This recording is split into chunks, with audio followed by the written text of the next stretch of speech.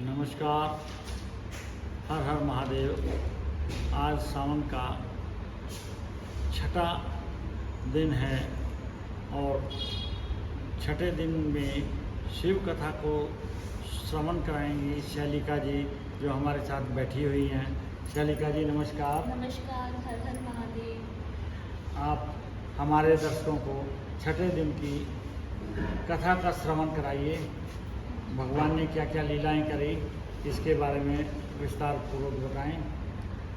जैसा कि हमने अपनी पिछली वीडियो में देखा था कि माता सती का जन्म हुआ दक्ष के साथ, और दक्ष ने माता सती को जन्म दिया और उसके बाद उनका शिव जी से विवाह हुआ। तो उसके बाद माता जो सती थी, जो उन्होंने यज्ञ कराया था, उसमें उन्होंने अपने प्राण दे दिए थे। तो उसी से आगे हम अपनी कथा आरंभ करेंगे कि किस तरह से फिर महादेव जी ने दोबारा से गृहस्थ आश्रम में प्रवेश किया और माता पार्वती जी के साथ, जो पहले सती थी, वो माता पार्वती के रूप में मेनका के घर जो है उन्होंने जन्म लिया। तो सबसे पहले हम कहानी शुरू यहाँ से होती है कि जो हिमालय थे वो बहुत ही ज़्यादा कहते हैं विशाल, उनकी ऐसी कहते हैं उनकी विशेषता है कि बहुत विशाल थे, बहुत ही गुणवान थे और बहुत ही सुंदर थे।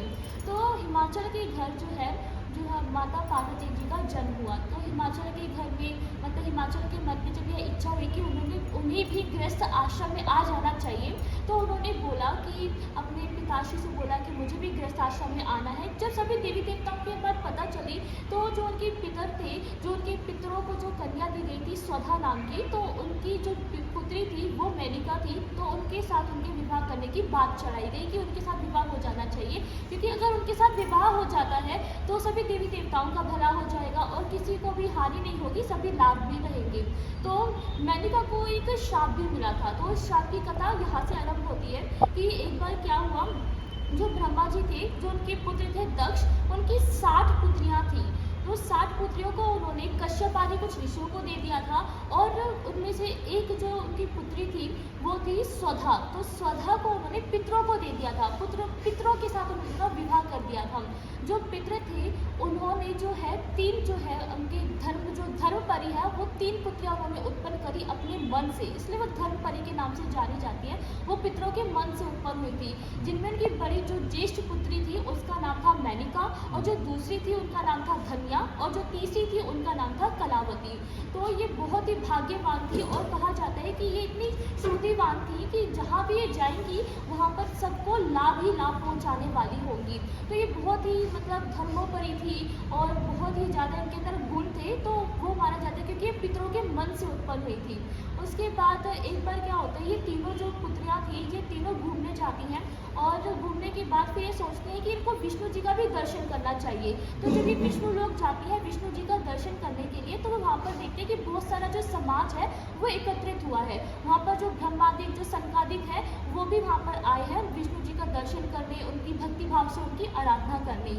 जब वो भक्ति भाव से आराधना करने आते हैं, सनकादिक के आने पर सभी लोग, जो पूरा समाज एकत्रित हुआ था, वो हाथ जोड़कर खड़े हो जाते हैं, क्योंकि जब कोई ब्रह्म ऋषि आता है तो हम लोग हाथ जोड़कर खड़े हो जाते हैं। लेकिन बस वो 3 पुत्रियां जो थी मेनका, धन्या, कलावती, वो खड़ी नहीं होती, क्योंकि इन पर शिव जी की माया होती है, और शिव जी की माया के कारण जो है वो घमंड में आ जाती है, अहंकार आ जाता है, तो वो खड़ी नहीं होती उनके आदर और सम्मान में, उनको नमस्कार भी नहीं करती। जब सनकादिक यह देखते हैं तो सनत कुमार थे, जो सनकादिक में जो सनत कुमार थे, उन्हें कहते हैं कि तुम्हारे अंदर इतना अहंकार है कि जब हम आए तुमने हमें प्रणाम तक नहीं करा, तो इसलिए हम तुम्हें श्राप देते हैं कि तुम लोग जो कहते हो ना कि अब तुम स्वर्ग में निवास करते हो, बहुत गुणवान हो, तो मैं तुम्हें श्राप देता हूँ कि तुम धरती पर जाकर जो है किसी मनुष्य के साथ तुम्हारा विवाह होगा। जो मनुष्य जो हमारी सारी कठिनाइयों को भोगते हैं वही भोग तुम्हें भी भोगना पड़ेगा। फिर जब तीनों जो कन्या थी उनकी जब शिव की माया हटी, तो उन्होंने बोला कि प्रभु हमें माफ़ कर दीजिए, हमें माफ़ कर दीजिए, और इस श्राप का निघात बताइए और इस श्राप से हमें हमारा उद्धार कीजिए।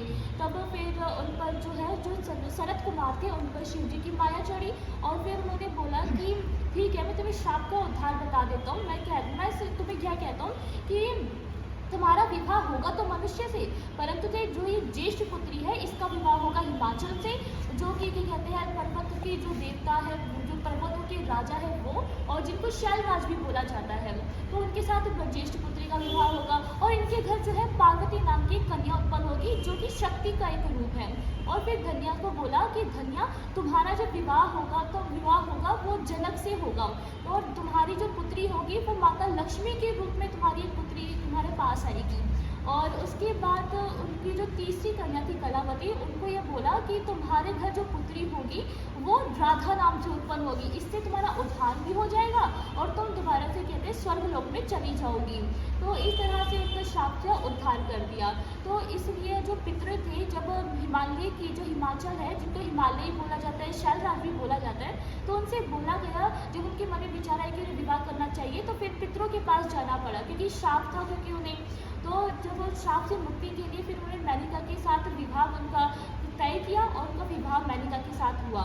जब मेनका के साथ उनका विवाह हो गया तो फिर उनको पता था कि उनको पार्वती माता की जो है आराधना करनी है, शक्ति की आराधना करनी है, तभी पार्वती माता उनके घर में जो है जन्म लेंगी, क्योंकि उनको श्राप था। फिर उन्होंने बहुत कठोर तप किया। जो नारद जी ने बोला कि आप कठोर तप करो, मेनका को भी बताया, तो मेनका ने बहुत कठोर तप किया, तब जाकर पार्वती माता जो सती थी उनके घर उत्पन्न हुई। अब ये कथा जो उनके साथ जो विवाह होगा वो हम अगली वीडियो में देखेंगे। धन्यवाद। बहुत बहुत धन्यवाद शैलिका जी, आपने हमारे दर्शकों को छठे दिन की कथा का श्रवण कराया। आप सभी दर्शकों को और शैलिका जी के ऊपर भगवान शिव की असीम कृपा बनी रहे। इन्हीं सभी के साथ अब हम अपनी वाणी को विराम देते हैं। हर हर महादेव।